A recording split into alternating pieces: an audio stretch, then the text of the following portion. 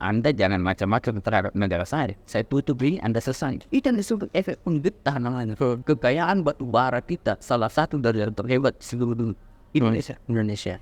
Kekayaan batu bara ini, coba Anda bayangkan kalau semuanya diekspor dibawa ke Cina itu sangat itu batu bara. Coba kalau Indonesia pakai daya tawarnya. Jangan macam-macam loh sama Indonesia. Jangan macam-macam. Tahan. Pemirsa sekalian, semua sifat manusia itu hampir sama. Ini kalau kita masuk kajian tentang manusia nanti sifatnya, hampir semua manusia itu sama sifatnya dalam arti sifat watak dasar. Semua orang akan selalu mencari peluang dan cara untuk mendapatkan keuntungan pribadinya. Firman Sabdi, negeri ini sangat luar biasa dan mestinya kita harus kembangkan. Dan nanti sebentar saya minta izin supaya saya nyanyikan itu lagu ya yang seharusnya kita semangat.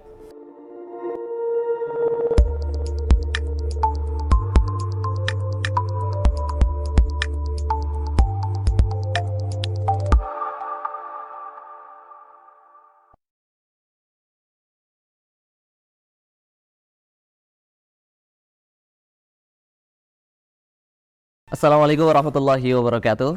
Waalaikumsalam warahmatullahi wabarakatuh. Jumpa lagi dengan saya Firmansyah dalam Nuansa Podcast. Alhamdulillah kembali kita bersyukur kehadirat Allah Subhanahu wa taala, di mana di kesempatan kali ini kita masih diberikan begitu banyak nikmat oleh Allah Subhanahu wa taala. Salat serta salam mari senantiasa kita curahkan kepada baginda Sang Rasulullah Muhammad sallallahu alaihi wasallam.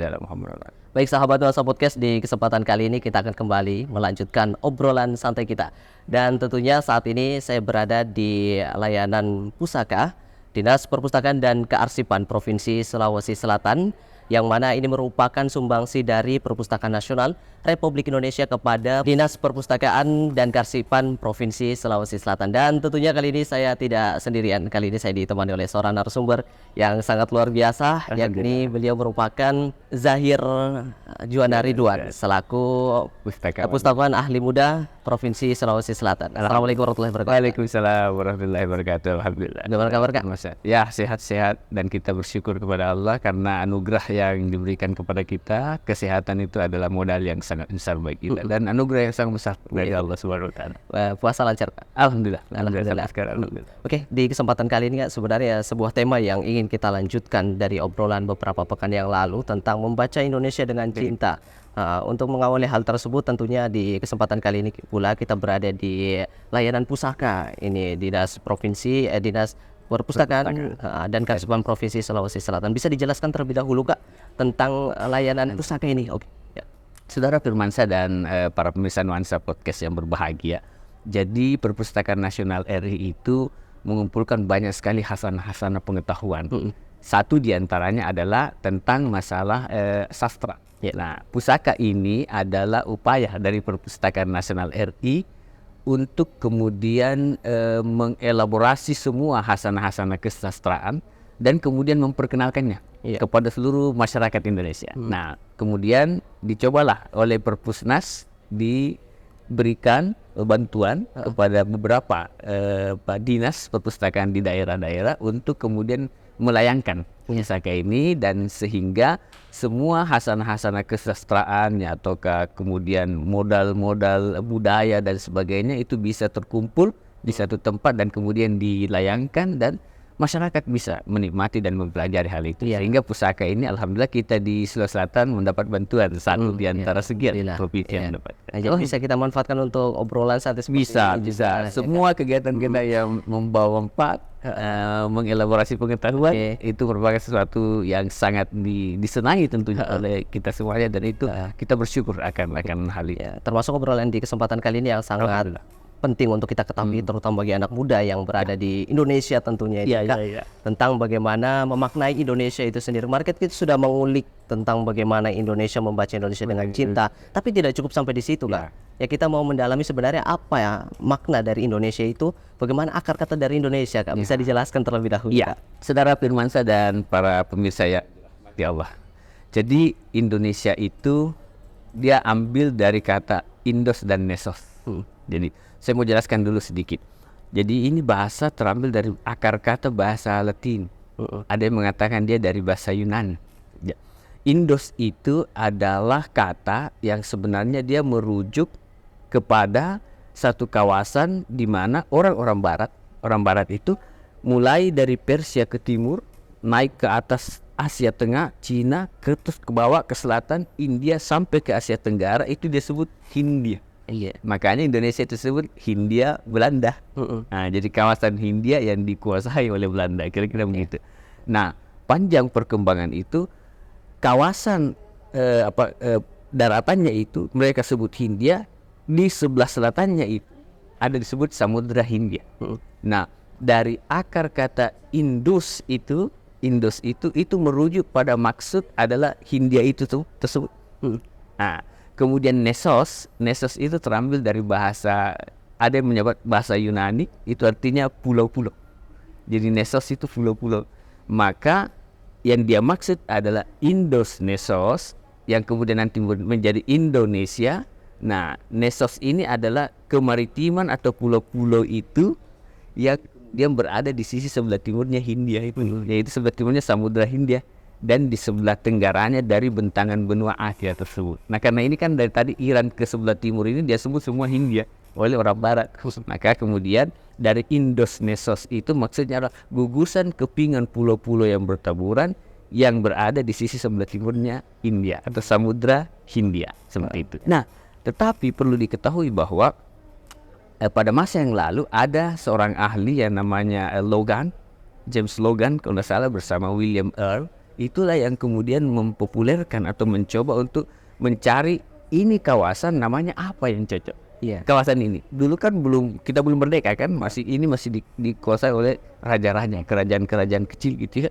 Nah, kemudian setelah berkembang oleh mereka mencari cara bagaimana menamakan ini kawasan ini.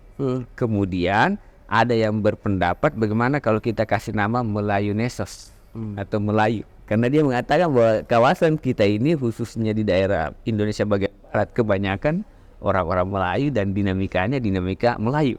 Nah, sehingga mereka mau memberi nama Melayu Nesos atau Melayunesia gitu. Lama perkembangan itu James Logan kurang setuju gitu. Sehingga kemudian setelah dicari, lebih tepat kalau kemudian disebut Nesos itu Indonesia. Tadinya Indonesia, tapi untuk mempermudah logat bahasanya itu saya diganti menjadi Indonesia. Jadilah seperti Indonesia itu yang sekarang kita kenal. Kemudian Adolf Bastian, seorang etnografi dari Jerman, itulah yang kemudian mempopulerkan kurang lebih tahun 1850-an. Kurang lebih beliaulah yang mempopulerkan kata Indonesia ke seluruh jejaring internasional penelitian, kajian, jurnal dan sebagainya, sehingga dikenallah ini Indonesia. Nah, orang akan berpikir ketika Indonesia, maka orang akan berpikir yang dia maksud itu adalah gugusan kepulauan ini yang ada di sebelah timurnya Samudra Hindia, atau di sebelah tenggaranya bentangan dari India yang dulu disebut Kepulauan Barat. Itulah Indonesia. Tapi perlu diketahui saudara Firmansyah, mereka yang berbahagia, kita tahu bahwa ini juga disebut Nusantara. Ya, itu. Nusantara lain lagi, tapi sama dan masuk Indonesia itu juga disebut Nusantara. Nah, Nusantara itu dari akar kata bahasa Sanskerta Nusa dan Antara. Nusa itu pulau dan Antara itu bisa berarti keterputusan. Karena dia melihat bahwa pulau ini saling terhubung begitu cantik dan indahnya, maka disebutlah Nusantara. Nusantara. Jadi pulau yang saling keterhubungannya sangat menawan sekali. Nah, itu juga yang disebut sebagai Indonesia. Itu juga yang orang bilang Nusantara gitu. Jadi orang mengatakan saya lebih suka nyebut Indonesia, dia lebih suka nyebut Nusantara. Itu juga. Tapi pemerintah sekarang kan membuat Nusantara itu jadi bukan IGN. Tapi Nusantara dalam konteks penamaan, pemaknaan. Jadi itu suatu kebanggaan sebenarnya, karena Indonesia adalah negara kepulauan yang sangat begitu indah, yang menyimpan beragam alamnya, dan termasuk dari sumber manusia itu sendiri. Dan penduduk Indonesia ini termasuk sebagai salah satu negara yang memiliki jumlah penduduk terbesar di dunia. Ya, mungkin bisa dijelaskan terlebih dahulu, Kak, berapa sebenarnya jumlah penduduk yang ada di Indonesia? Lalu bagaimana pandangan Kakak mengenai hal tersebut? Iya, saudara Firmansyah dan para pemirsa yang berbahagia, kita melihat ilmu demografi adalah ilmu yang mempelajari tentang susunan dan kostum dari pendiri. Iya. Nah, kita tahu bahwa Indonesia ini adalah satu dari sekian negara yang merupakan negara dengan jumlah penduduk yang sangat sedikit. Dan kita tahu, Firmansyah, Abdi, dan semua rekan-rekan para pemirsa, di Asia ini, Asia Pasifik ini, jumlah penduduknya besar sekali. Iya. Itu sebabnya mengapa Asia ini selalu menjadi tanda petik rebutan. Karena penduduk besar. Satu, penduduk terbesar itu Cina, Tiongkok. Itu kurang lebih hampir 2 miliar. Kemudian kedua India. India itu kurang lebih terakhir saya terima 1,5 1,6 miliar. Yang ketiga itu Amerika Serikat, USA. Itu kurang lebih hampir 600 juta. Yang keempat Indonesia. Kurang lebih 272 juta. Dan Anda tahu dari 4 tadi yang saya sebut hanya satu yang di luar Asia, Amerika. Cina, India, Indonesia semua berada di Asia. Betapa gemuknya. Dan ingat, Firmansyah, Abdi bukan cuma itu. Ada Bangladesh di Asia juga, penduduknya besar. Ada Pakistan di Asia juga, penduduknya besar. Ada Jepang di Asia juga, penduduknya besar. Ada Filipina di Asia, penduduknya besar. Ada Vietnam di Asia juga, penduduknya besar. Jadi ini rebutan. Jadi semua ini menjadi rebutan bagi bagi masyarakat dunia yang ingin menguasai pasar. Nah, itu menjadi penting bagian awal. Jangan sampai Firmansyah, Zahir, Abdi, dan kita semua cuma jadi pasar. Mereka kita jadi pasar, tidak bisa memproduksi sesuatu. Anak-anak muda Indonesia dan kita semua harus betul-betul cermati penduduk kita yang besar harus kemanakan. Saya kasih sedikit gambaran. Dulu saya pernah ada seminar, itu kemudian ada beberapa orang Korea itu ditanya oleh beberapa ahli, kamu datang seminar di Indonesia begini, apa sebenarnya proyeksi ke masa depan? Orang Korea bilang begini, Pak, ini pasarnya desa sastra. Jadi saya mau pelajari ini untuk kemudian masuk penetrasi pasar Indonesia. Saya itu berpikir, Firmansyah, Abdi, dan tidak semuanya. Kenapa orang Indonesia ini berpikir, saya mau ke Eropa, saya buka pasar besar. Saya mau misalnya ke daerah-daerah lain, saya buka pasar besar. Kenapa orang lain yang datang ini buka pasar? Thailand ini sekarang adalah negara yang penduduknya ini banyak dibimbing oleh pemerintahnya, diberi ruang untuk mempelajari, mendalami bahasa Indonesia. Kalau kita tanya, kenapa? Ternyata Thailand saja melihat potensi besar bahwa Indonesia bisa jadi pasar dan dia bisa masuk ke dalam mereka. Pertanyaannya, saudara kita Afni, Firmansyah, ini orang Indonesia asli. Masa kok kita bisa eksis lebih daripada mereka? Nah, ini yang merupakan menjadi cermatan bagi kita bersama bahwa orang luar saja melihat Indonesia begitu gemuk, pasarnya, demografinya, potensinya, alamnya dan sebagainya, dan itu menjadi peluang mereka untuk misalnya meletakkan dasar-dasar bisnis dan sebagainya. Yang kemudian modalnya apanya semua keuntungan itu bisa diolah ke mereka. Ya kenapa tidak Firmansyah, Abdi, dan semua anak-anak muda ini, kita yang bergerak, ini negeri kita, penduduknya sekian banyak, kita potensinya banyak. Kenapa kita bukan kita ya? Coba untuk mengembangkan semua potensi. Ini yang jadi pelajaran Besar ya. dan menarik. Dari persebaran penduduk yang besar itu, Firmansyah harus menjadi perhatian bagi pemerintah. Karena ini timpang. Jadi yang besar itu Jawa itu, penduduk Jawa itu kurang lebih setengah lebih dari seluruh populasi Indonesia. Nah, ini makanya harus dicermati. Kalau zaman Presiden Pak Harto dulu ada program mudik memindahkan. Jadi orang-orang Jawa itu, orang Bali dipindahkan ke transmigrasi. Karena Jawa ini besar sekali, kemudian Sumatera. Nah, kalau Kalimantan udahnya kosong, ada sedikit. Yang besar-besar itu kan Balikpapan, itu Banjarmasin, Pontianak ada, terus Samarinda, Tarakan itu besar-besar sedikit. Yang lain udah kosong. Nanti kita akan lihat suatu waktu. Terus Sulawesi, Makassar, Manado, Kendari, Palu, di tengah Sulawesi Selatan, terus sampai ke sebelah Sulawesi Tengah, foto. Ini dia Sulawesi Tenggara, foto. Maluku, ini harus foto. Ternate, banyak, Tidore sedikit, Ambon sedikit. Pulau-pulaunya kosong. Bali, lumayan banyak. Kemudian Nusa Tenggara juga, tidak memadai, karena orangnya kurang. Kemudian Papua juga begitu, apalagi Papua. Tapi jumlah terlihat sih. Nah ini yang menjadi pelajaran bagi kita untuk melihat apakah kemudian pemerintah bisa mencermati dari populasi yang banyak ini, bagaimana caranya mereka membaca. Jadi Iya. Mengenai sumber dayanya memang Indonesia tidak perlu diragukan lagi sih Pak sebenarnya. Karena saya termasuk orang yang mengikuti daripada program pemerintah itu Pak. Kayak misalnya transmigrasi, pindah dari satu tempat ke tempat lain ya. Awalnya kami itu bersama orang tua itu tinggalnya di Jawa Pak. Nah, kemudian ada program dari pemerintah ya kan, dari kalau tidak salah itu dari pemerintahan Jawa Timur pada saat itu, kemudian transmigrasi ke Sulawesi Selatan dan saat ini menetap Pak. Dan itu ada satu kesyukuran sebenarnya bisa mengenal masyarakat Sulawesi Selatan.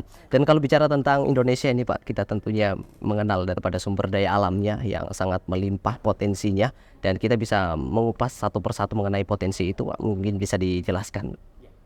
Saudara Firmansyah dan Abdi, rekan-rekan generasi muda masyarakat Indonesia yang berbahagia, saya mungkin coba dulu kita melihat geostrategi. Ini penting.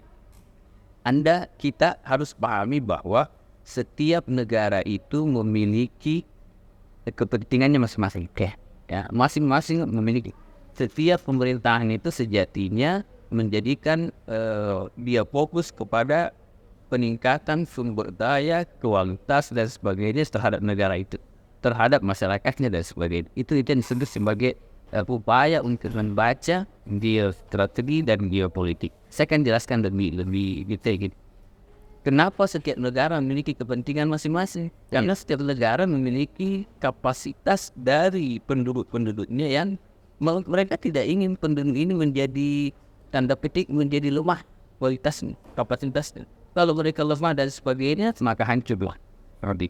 Oleh karena itu, maka saya ingin mengatakan kepada semua generasi muda agar supaya setiap masyarakat generasi muda ini harus memahami dan mengelaborasi apa yang sejatinya mereka miliki, kemampuannya dan sebagainya. Seperti itu. Nah, kemudian saya ingin masuk dulu pada geopolitik dan geostrategis. Kalau geopolitik itu geografi, artinya kebumian. Politik itu adalah kalau dalam bahasa Indonesia Siasa. Wilayah Arabia. Siasa. Sehingga geopolitik itu mau mengatakan gini, bagaimana satu negara mencermati kebumiannya, aspek kebumiannya, potensinya dan sebagainya dalam kerangka dia menjadikan kebijakan publiknya dan kebijakan nasional dan internasionalnya untuk mendukung kualitas yang ditawarkan oleh kebumian itu.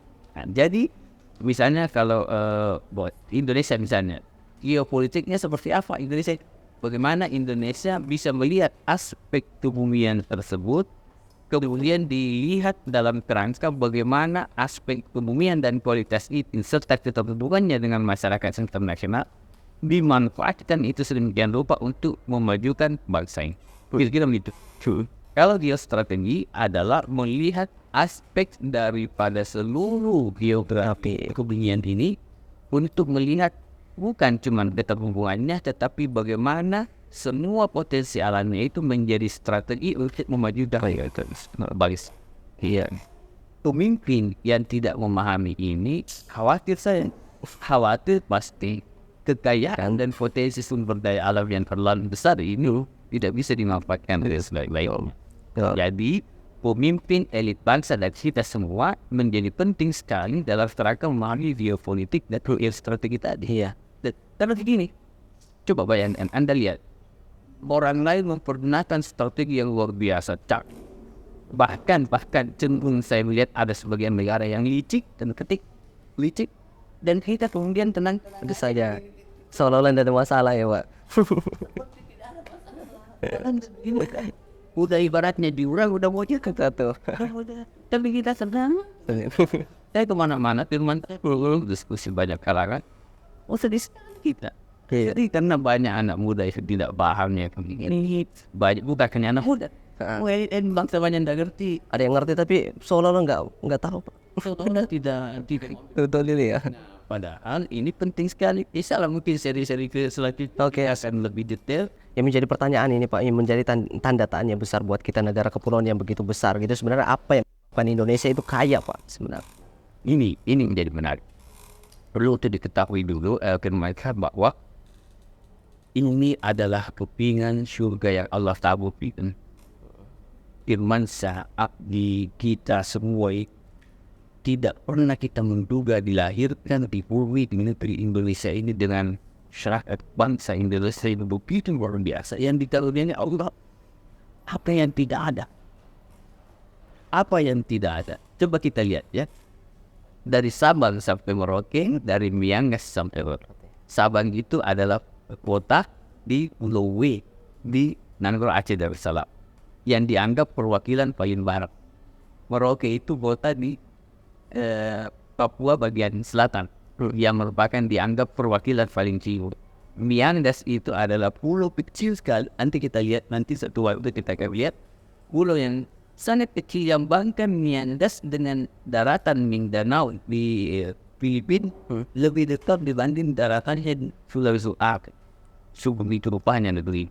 Dan Rote adalah pulau yang dianggap paling selatan di dekat Kupang. Itulah gugusan Indonesia ini yang begitu cantik dan pesona ini.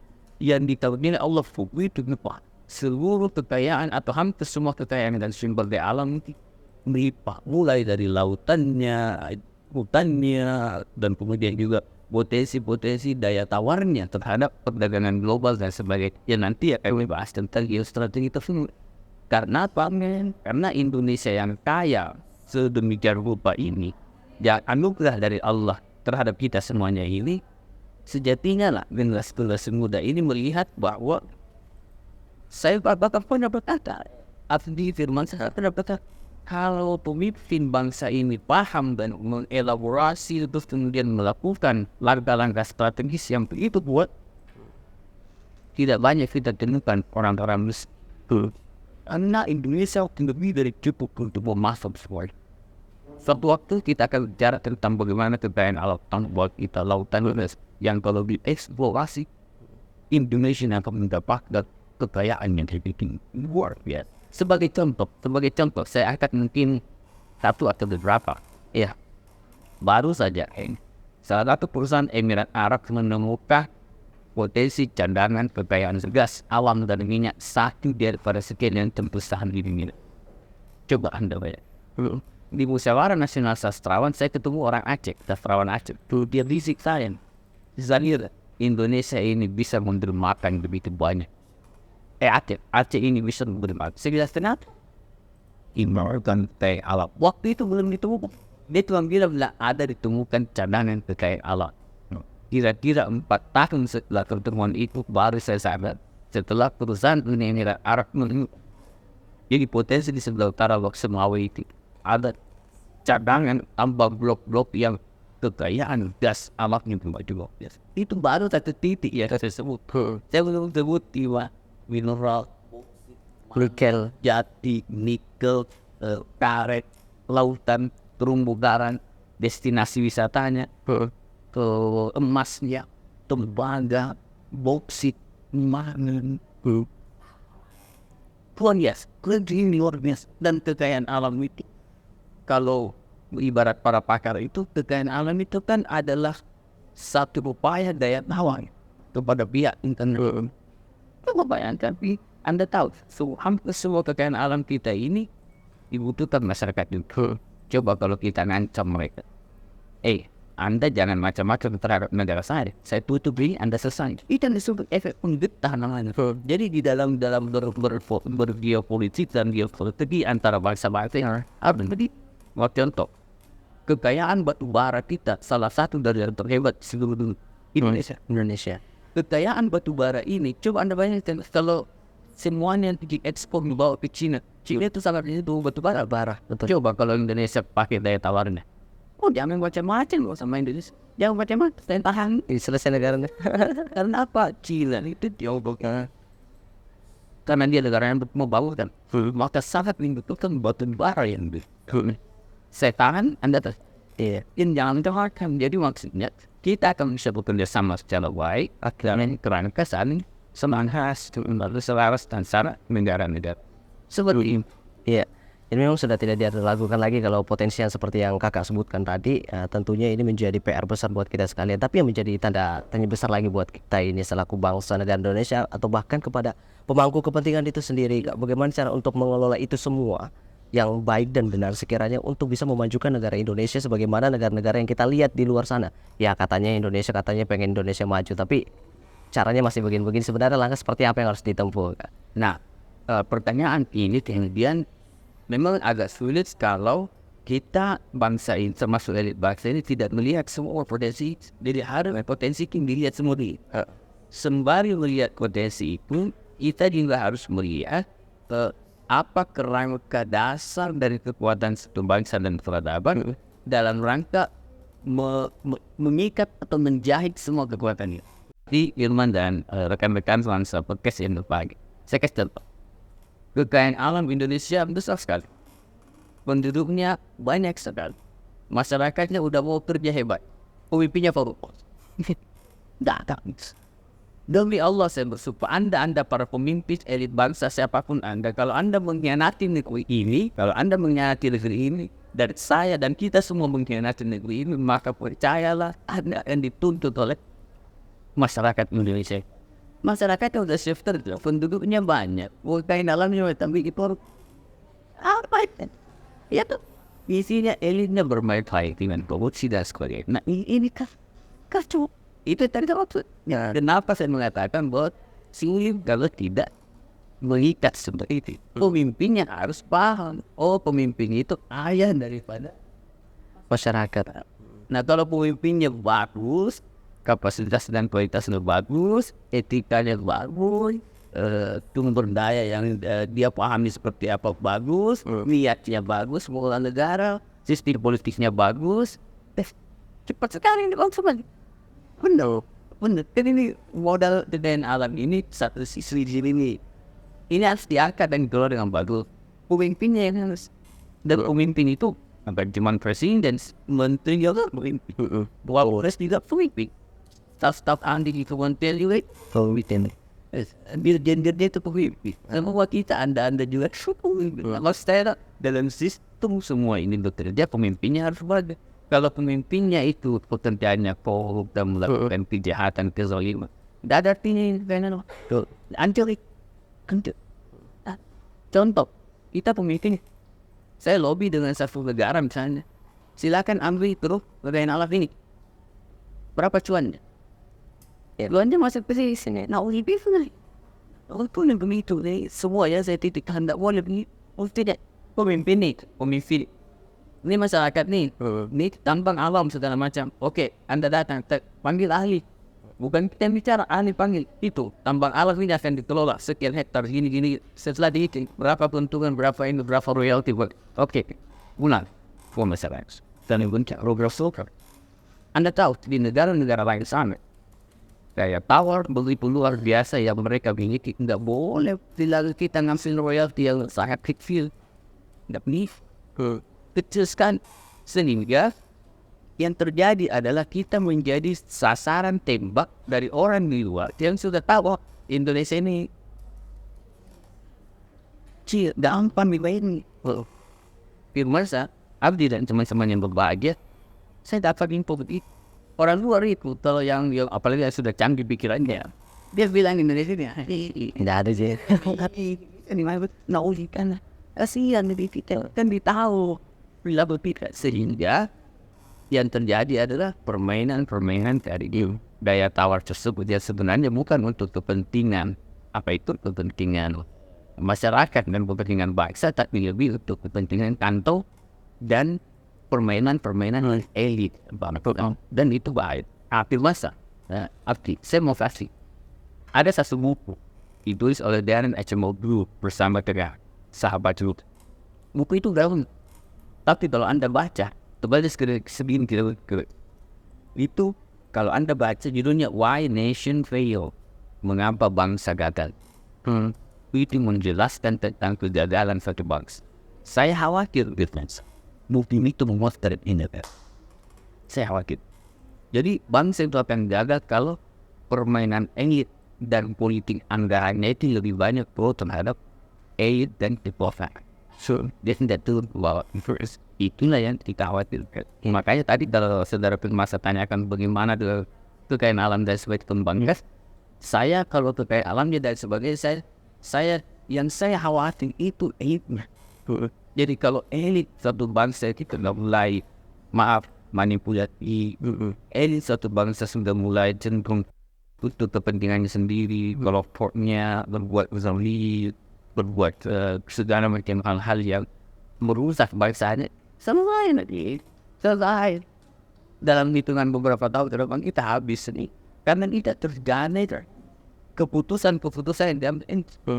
Tapi kalau Irmansyah dan Absi dan kita terus ini nih, podcast nih, nuansa podcast kita terus kembangkan, maka mudah-mudahan ini sampai suaranya ke saudara-saudara kita, partai politik misalnya dan sebagainya. Sehingga paham. Dan saya bilang, kadang-kadang itu paham, tapi apakah sengaja tidak mau paham? Ada kan orang tidak paham, ngerti. Itu Irmansyah dan Zani bahas itu ngerti. Udah baik, kalau sebelum mencoba sudah menghiasi. Pokoknya kalau hal tersebut sudah menjadi budaya, pokoknya sudah mau dibawa kemana Indonesia kan seperti itu. Padahal di negeri di sangat luar biasa. Firmansyah di negeri pun sangat luar biasa. Dan mestinya kita harus kembangkan. Dan nanti sebentar saya minta izin supaya saya nyanyikan itu. lagu ya yang seharusnya kita semangat. Ya itu. Oke. Iya Pak.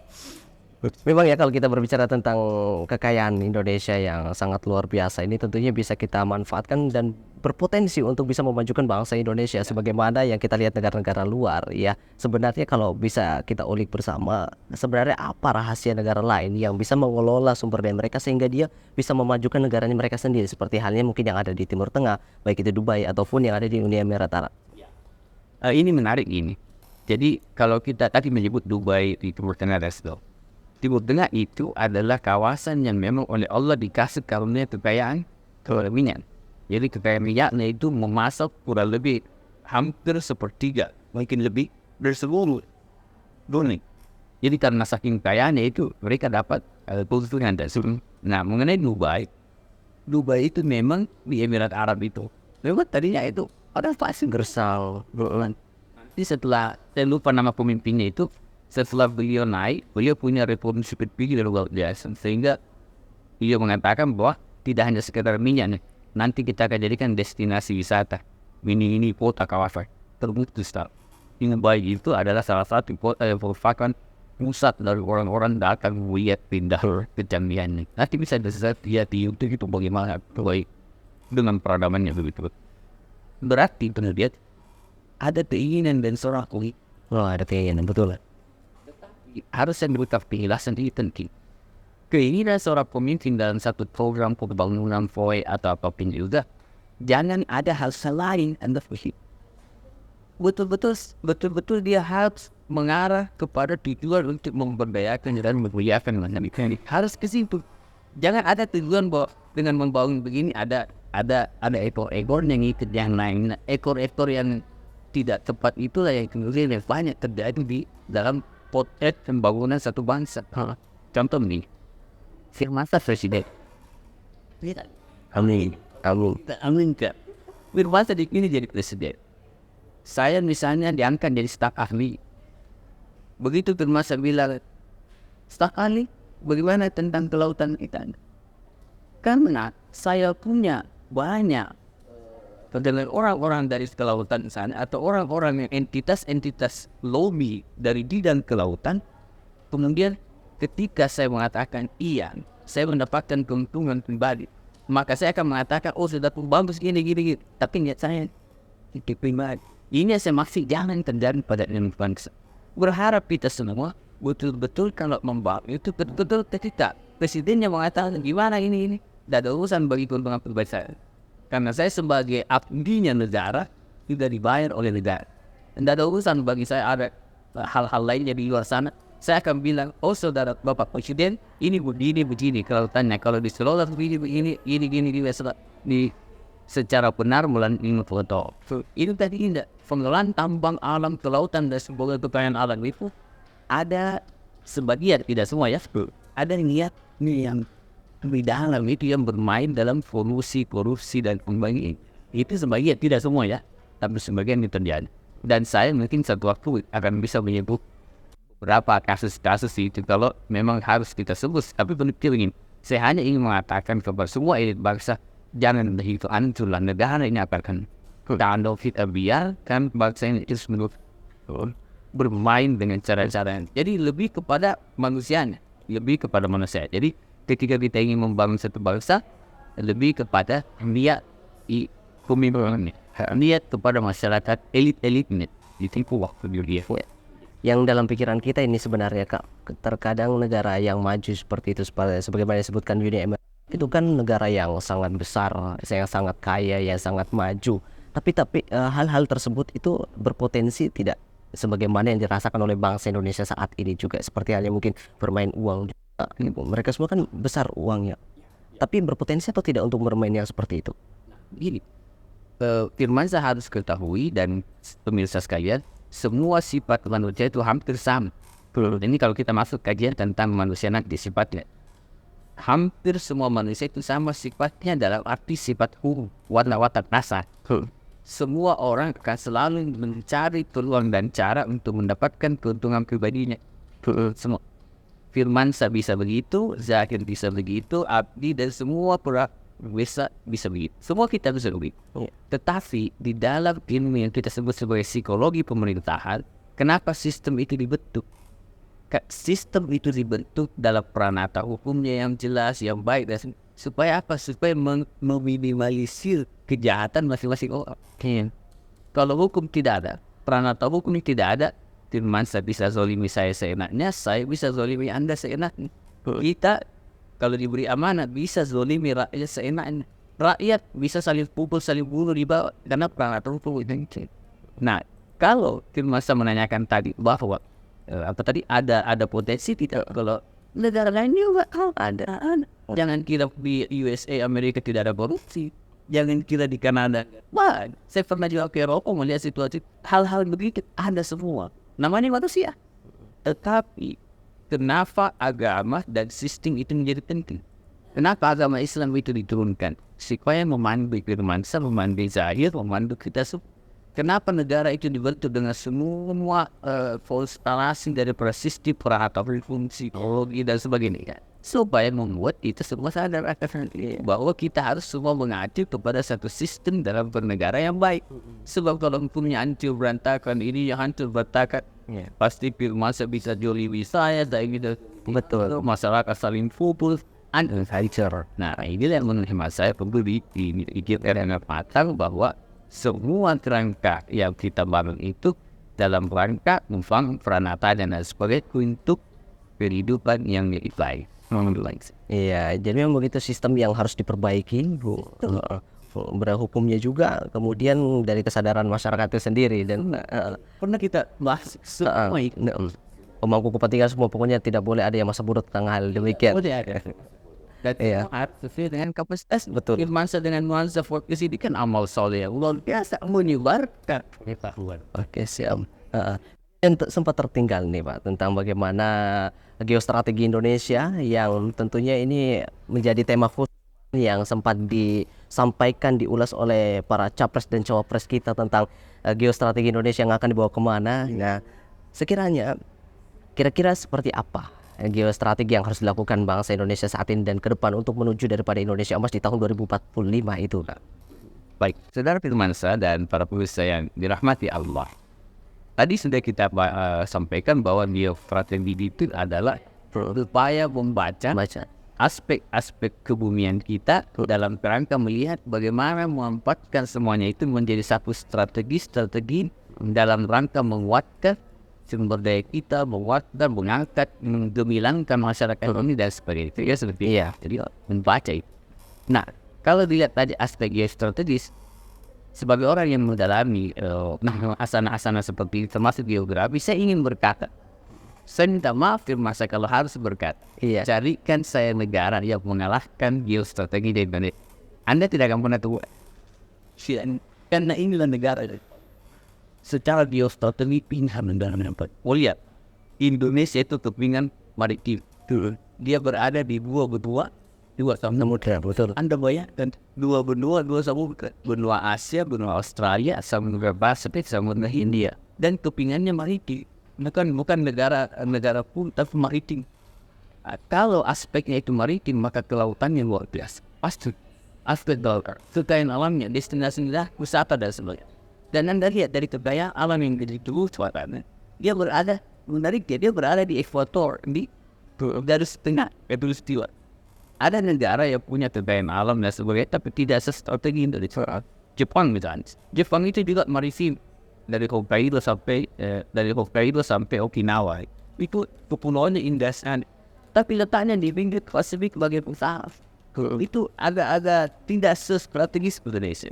New Zealand. New Zealand itu negara yang maritim juga, kaya juga, alamnya luar biasa, destinasi wisatanya luar biasa, tapi letaknya di tenggara Australia, jauh di bibir Pasifik bagian selatan. Kanada itu negara yang konturnya indah sekali, sebagian salju, sebagian lagi bentuknya itu dengan kekayaan hutannya dan sebagainya. Negaranya begitu rupa, banyak sekali maritimnya, pulau-pulaunya itu terutama di bagian sebelah baratnya, kan ada bagian barat dikit. Tapi letaknya di sebelah utara United States tidak terlalu strategis kita. Begitupun negara lainnya. Tapi Indonesia letaknya di khatulistiwa, di apit dua samudra, bentuknya maritim, kekayaannya lalu lintasnya itu. Bisa Anda lihat Selat Malaka itu adalah selat yang bersibuk ini. Selat. Dan Selat Malaka itu antara Sumatera dan Samudra di Malaysia. Dan selat ini merupakan selat yang sangat terkenal sekali. Dan itu menghubungkan antara perdagangan yang besar di Eropa, Asia Selatan, Afrika, yang menuju ke Cina, Korea, Filipina, dan kemudian wilayah bagian Pasifik bagian barat atau Asia bagian timur. Dan itu perlintasannya luar biasa. Dan lewat itu. Dan jumlah kapal-kapal dengan tonase yang begitu besar sekali. Begitu Selat Sunda, ini Selat Lombok, begitu Selat Makassar yang seluruh perlintasan dari utara ke selatan ke utara. Ini yang kemudian menjadi daya tawar bangsa ini. Tapi kemudian kenapa bisa dengan seluruh kekayaan yang begitu rupa dan potensi geostrategis tadi menjadi menjadi semacam sudah tidak mengerti atau sengaja tidak asal tadi sudah ada infiltrasi dari kekuatan entitas kekuatan di luar yang kemudian mencengsam elit-elit kita tidak bisa lihat. Saya ke Yunani dapat kesempatan dari Perpusnas, alhamdulillah, terima kasih ya Perpusnas mengantar saya ke Eropa. Saya datang ke sana, saya pakai batik, pakai kecil. Orang nyebut apa orang Eropa? Malaysia. Saya mau Bukan Indonesia. saya menjelaskan kepada mereka. Iya. Ada perasaan lebih dikenal Indonesia, betul. yang disebut melihat saya mereka di Malaysia. Banyak kan ada perasaan kesiannya nih. Kalau saya datang dari Indonesia asli, itu saya disebut Malaysia. Iya. Inilah kenapa orang Indonesia tidak memiliki karakter itu. Nah, saya menduga setelah diskusi di titik orang Malaysia dengan karakter pakai peci Melayu biasa kan. Makanya begitu penampakan begini orang Malaysia. Karena orang Indonesia katanya kalau keluar negeri tidak jelas karakter. Katanya sendiri gitu ya, gitu. Kalau orang Malaysia itu berpakaiannya khas. Iya. Pakaiannya khas. Muslimannya itu khas pakaian, jadi dia tahu. Saya tahu. Tapi kalau kita kasar negeri nggak sedar. Makanya saya suka kecilnya Melayu. Tapi kan Melayu tidak hanya sekedar mulus. Iya. Ada Melayu. Itu ya. Itu sangat penting juga untuk diketahui, untuk diulas Kak, tentang bagaimana memiliki citra yang luar biasa di luar negeri, yang bagaimana sebenarnya untuk menumbuhkan cinta itu sendiri. Janganlah terlebih dahulu cinta, mungkin mau saja terlebih dahulu untuk memakai bangga terhadap produk Indonesia itu sendiri untuk menunjukkan eksistensi kita ke luar negeri, begitu Kak. Menarik. Firmansyah dan Akti, teman-teman yang berbahagia. Saya itu kalau Anda lihat, selain kalau berpakaian kantor kan, tapi kalau Anda lihat saya di mana-mana itu hampir selalu pakai batik. Banyak yang tegur saya. Kemana-mana aku pakai batik. Saya nanya, kenapa? Dia bilang lah itu tuh seperti pakaian dasi gitu. Gua tuh pakaian apa nih? Saya nanya, Anda mau pakai pakaian apa? Tidak mencintai batik. Bangga dalam memakai peci. Ini kan peci khas Melayu kan. Dasarnya ya. Ini seperti di Malaysia, di Indonesia di orang pakai. Dan tidak selalu harus orang Muslim sepakai. Jadi hal-hal yang dan ini bukan saya kasih tahu ini bukan perlambangan seorang itu bertakwa atau tidak. Tidak ada kenanya. Jadi ini hanya sekedar bagian dari khasanah budaya yang secara spiritual beririsan. Jadi antara budaya dan spiritual beririsan. Saya dari kecil suka pakai sudah ada. Dan tidak usah lah ini. Kenapa pakai peci? Kenapa pakai batik? Kenapa? Ini kan kasih bangga. Saya di Eropa jalan pakai batik. Nggak pakai batik, pakai peci. Itu makanya dari panggil Malaysia. Harus dipakai batik. Baru cakep dia. Jadi seperti itu. Nah, mulailah dari tadi generasi termasuk generasi muda ini mulai apa nih? Oh yuk di masa apa nih yang kesana itu kan yang pilih bangga lah. Nah, makanya saya bangga dengan lagu yang sebentar saya Oke, boleh. dari Indonesia. Saya berharap kita semua bagaimana cara berusaha untuk menjadi bangga. Apa yang menjadi heritage warisan. Jadi harus dibiasakan sebenarnya dalam kehidupan sehari-hari ya, dari hal-hal kecil seperti yang tadi mengenakan baju, batik dan lain sebagainya. Ya minimal juga Batik daerah boleh. pakai Banyak apalagi di Sulawesi Selatan itu sendiri ya, kayak sudah banyak batik yang diproduksi. Dan yang kami khawatirkan apabila hal demikian tidak dilakukan oleh anak muda, oleh bangsa negara Indonesia ini, bahkan kemarin kita sempat mendapatkan kabar bahwasanya batik ini sempat diklaim oleh bangsa luar negeri ya sebagai warisan budaya mereka. Padahal itu adalah berasal dari negara Indonesia. Sangat disayangkan kalau masyarakat Indonesia ini acuh tak acuh tentang hal seperti itu. Oke, kalau berbicara tentang anak muda lebih jauh ini kan melangkah tentang bagaimana konteks daripada potensi alam yang ada di Indonesia, sebenarnya bagaimana baiknya sebagai anak muda untuk melihat potensi Indonesia yang ada di negara kita itu sendiri, Kak? Iya. Saudara Firmansyah dan Abdi, rekan-rekan semua penonton nuansa podcast yang dicintai tentunya. Kita melihat bahwa Indonesia tadi penduduknya besar sekali, sangat besar sekali. Penduduk yang besar ini adalah modal yang begitu luar biasa dalam kerangka mengelola satu negara. Kemudian remajanya ini kalau kita lihat postur demografinya itu kan luar biasa. Beberapa tahun ke depan ini banyak usia remaja itu loh. Kemampuan mereka dalam masuk pasaran kerja bunga itu luar. Makanya ini adalah modal Indonesia, modal negara kita. Nah kemudian melihat sumber daya alam yang begitu itu luar biasa. Sembari tadi saya katakan bahwa pemimpin dimanapun ya, sini ada. Wahai para pemimpin sadar, kita semua sadar bahwa ini anak-anak, adik-adik kita sendiri. Kalau anak-anak adik-adik kita ini generasi bangsa ini dibiarkan begitu saja, maka selesai habis sakit. Dan ingat, kau diketahui bahwa setiap saat itu potensi daripada geopolitik negara-negara itu saling tarik menarik.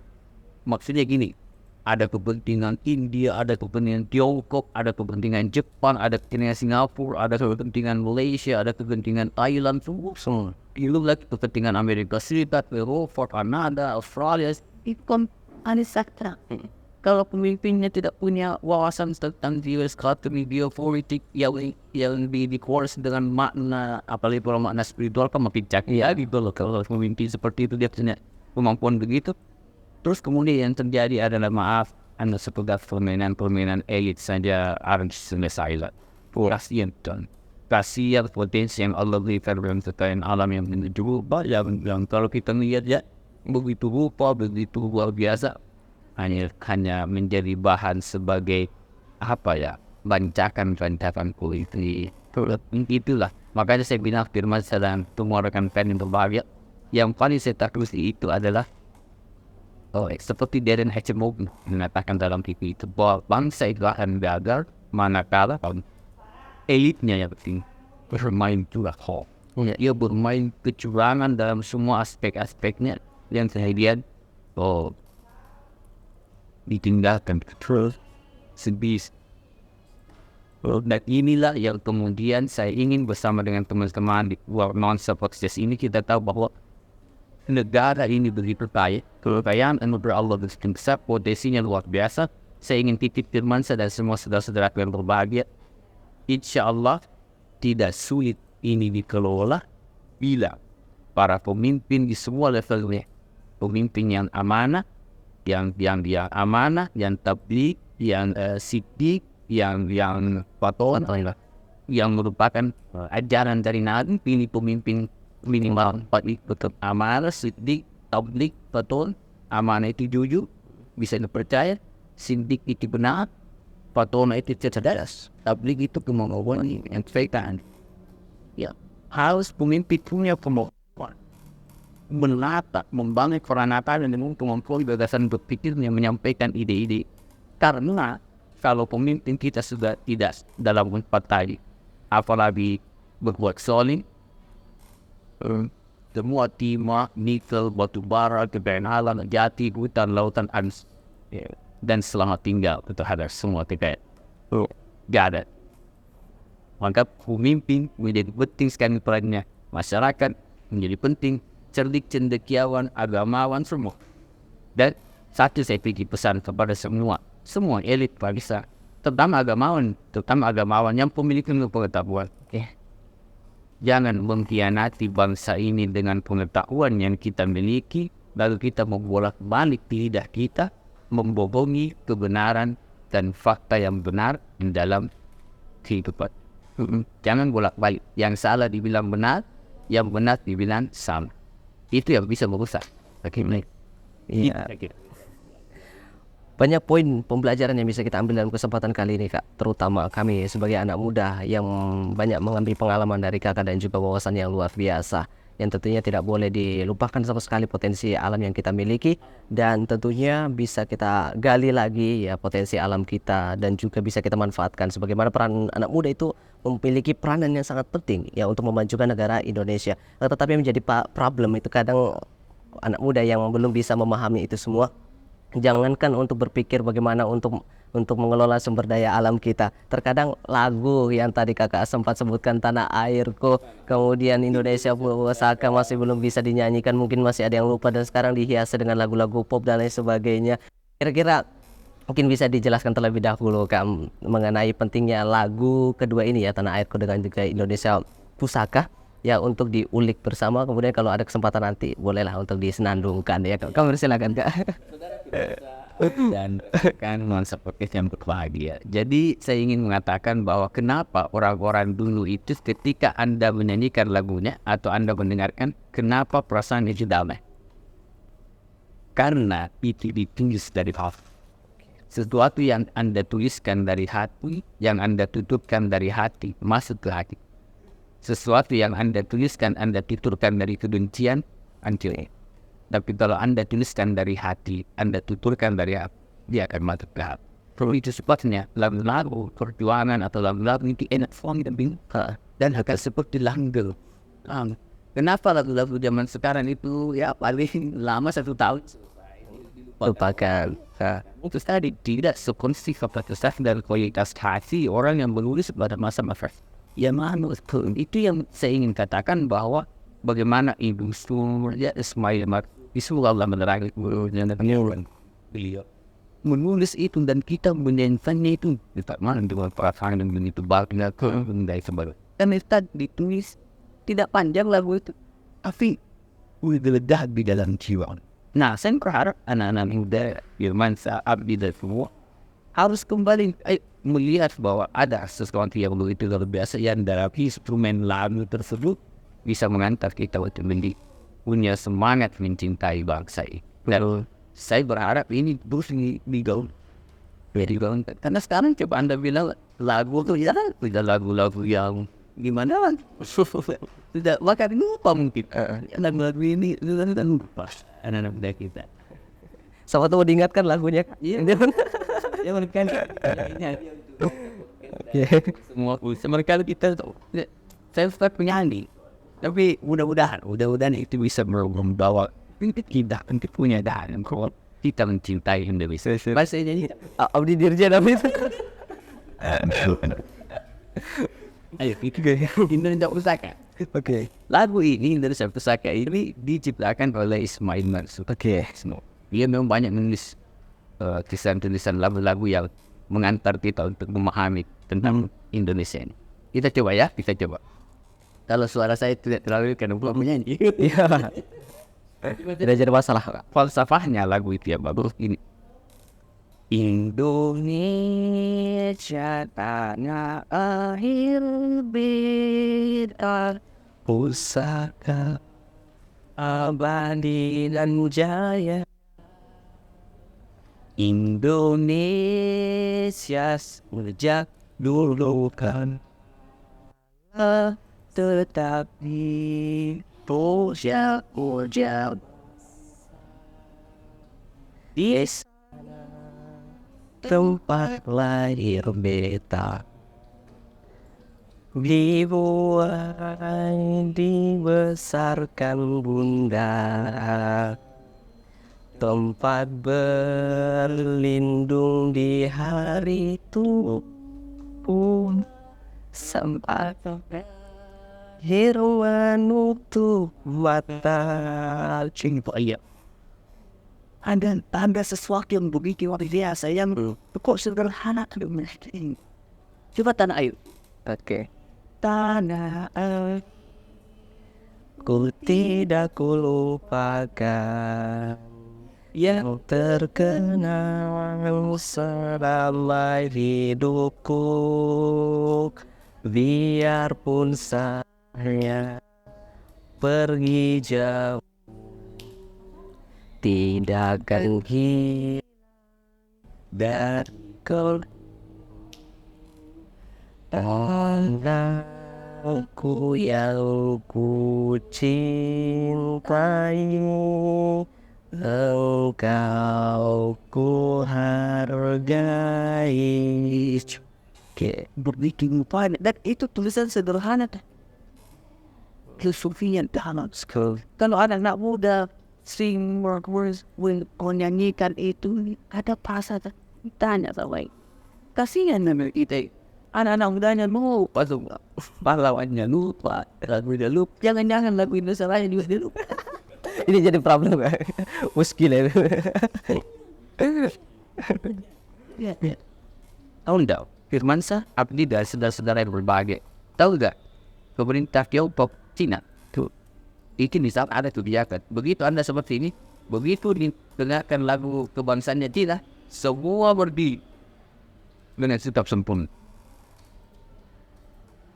Itu untuk membawa semangat kekuatan masyarakat Cina untuk mencintai. Begitu dia dengar lagu kebangsaan, siap. Tidak ada tetap main-main. Kita diberi kita melihat saudara lagu Indonesia Raya. Masih ada yang gawainya. Itu betul lagi masih ada yang game saya dulu.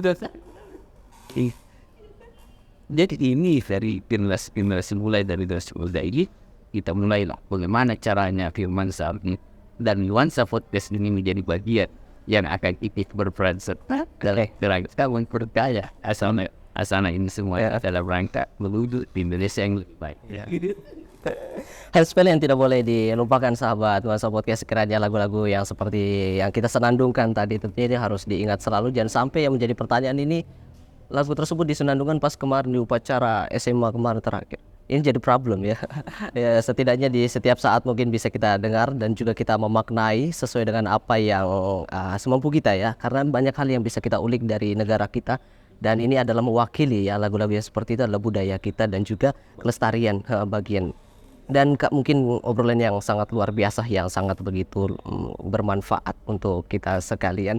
Dan sekiranya ini juga bisa kita berikan closing statement untuk mengakhiri daripada perjumpaan kita, pertemuan kita. Tentunya ini bukan pertemuan yang terakhir Kak. Masih banyak yang perlu kita ulik lagi.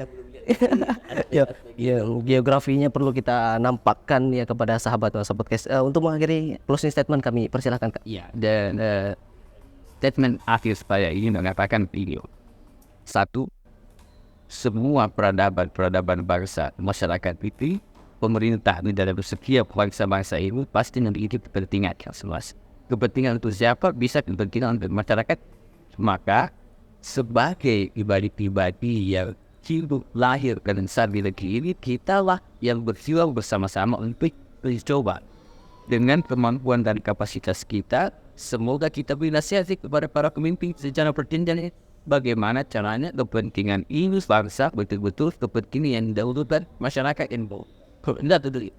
Selanjutnya kita kan akan potensi besar lautan terbayar maritim segala macam supaya dan berbeda. Bagaimana caranya bisa diketahui fakta ini? Betul. Bagaimana caranya memiliki pengetahuan dari pengetahuan yang cukup kalau kita tidak mempelajari? Maka mempelajari pengetahuan menjadi penting.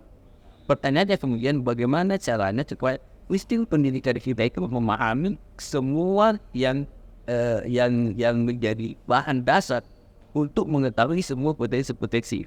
Maka pendidikan harus sistemnya bagus, kemudian peranatanya bagus dan sebagainya. Dengan apa? Supaya dengan semuanya itu anak-anak muda masyarakat Indonesia itu bisa berpendidikan, mengetahui jalan, mengetahui potensi, mengetahui semua peta-peta kehidupan, sehingga mereka bisa berkarya untuk bangsa.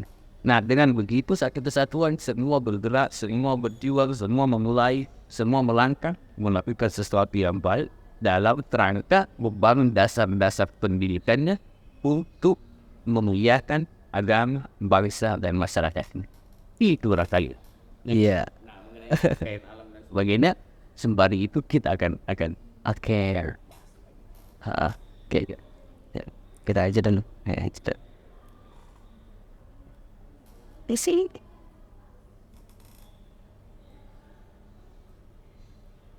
Oke, baik. Terima kasih banyak Kak, atas kesempatan diberikan pada kesempatan kali ini, karena ini obrolan yang kedua tentunya di podcast kita. Ya, yang sebelumnya kita sudah mengulas tentang bagaimana membaca Indonesia dengan cinta, dan di kesempatan kali ini kita mendapat peluang, suatu kesyukuran buat kami juga untuk membicarakan bagaimana potensi negara Indonesia yang harus dibawa kemana kira-kira, dan di kesempatan kali ini sudah terjawab semuanya. Mungkin dari sahabat Nuansa Podcast yang pengen bergabung begitu ya, pengen untuk berbagi cerita, bolehlah datang ke Dinas Perpustakaan dan Karsipan Provinsi Sulawesi Selatan atau Kak Zahir, kita ngobrol bareng gitu ya, dan tentunya insyaallah wawasan kita akan bertambah. Kami ucapkan sekali lagi syukron, terima kasih banyak. Iya, insyaallah dalam kesempatan kita bakal berbicara kembali. Oke. Baik sahabat Nuansa Podcast, kira ini yang bisa kami berikan pada kesempatan kali ini. Mohon maaf apabila ada salah kata dan kurang lebihnya juga mohon dimaafkan. Barakallahu fikum. Assalamualaikum warahmatullahi wabarakatuh.